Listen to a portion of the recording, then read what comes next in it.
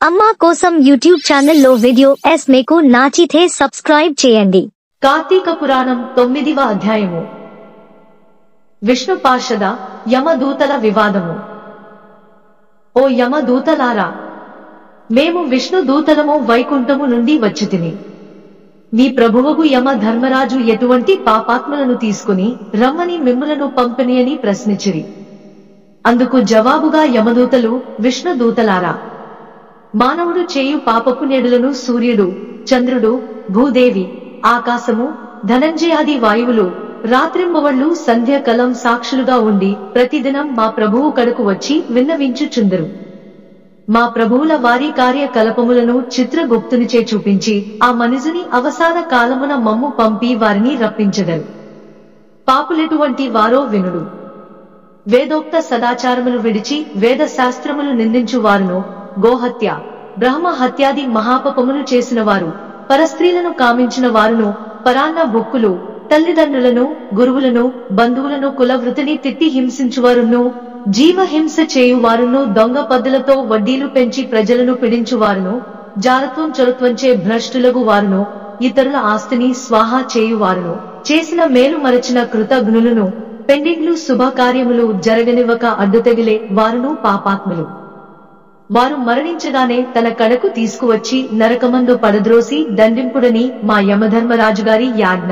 అది అటులుండగా ఈ అజామీనుడు బ్రాహ్మణుడై పుట్టి దురచారములకు లోనై కుల భ్రష్టుడై జీవహింసలు చేసి కామాంధుడై వావివరసలు లేక సంచరించిన పాపాత్ముడు. వీనిని విష్ణు లోకమునకు ఎట్లు తీసుకుని పోవుదురు అని ఎడగగా విష్ణు దూతలు, ఓ యమకింకరులారా, మీరెంత యవివేకులు! మీకు ధర్మ సూక్ష్మములు తెలియవు. ధర్మ సూక్ష్మములు లేటివో చెప్పెదము వినుడు.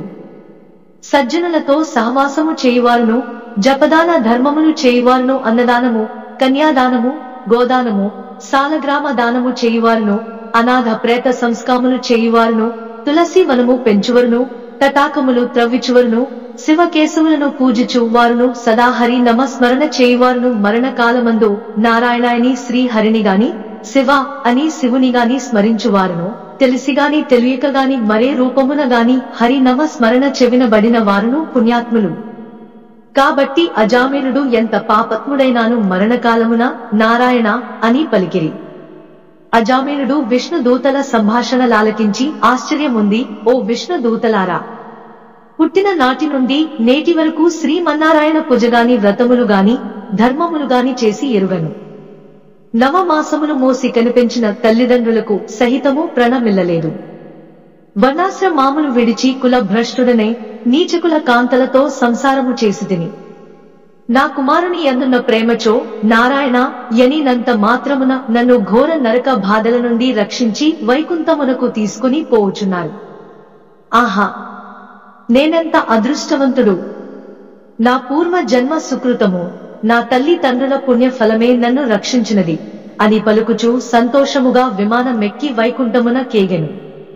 కావున ఓ జనక చక్రవర్తి, తెలిసిగాని తెలియకగాని నిప్పును ముట్టిన నెట్టుల బొబ్బలెక్కి బాధ కలిగించేనో అటులనే శ్రీహరి స్మరించిన ఎడల సకల పాపములను నశించి మోక్షము నొందేదారు.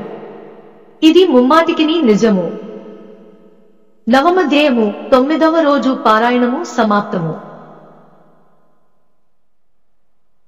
అమ్మా కోసం యూట్యూబ్ ఛానల్లో వీడియో మీకు నచ్చితే సబ్స్క్రైబ్ చేయండి.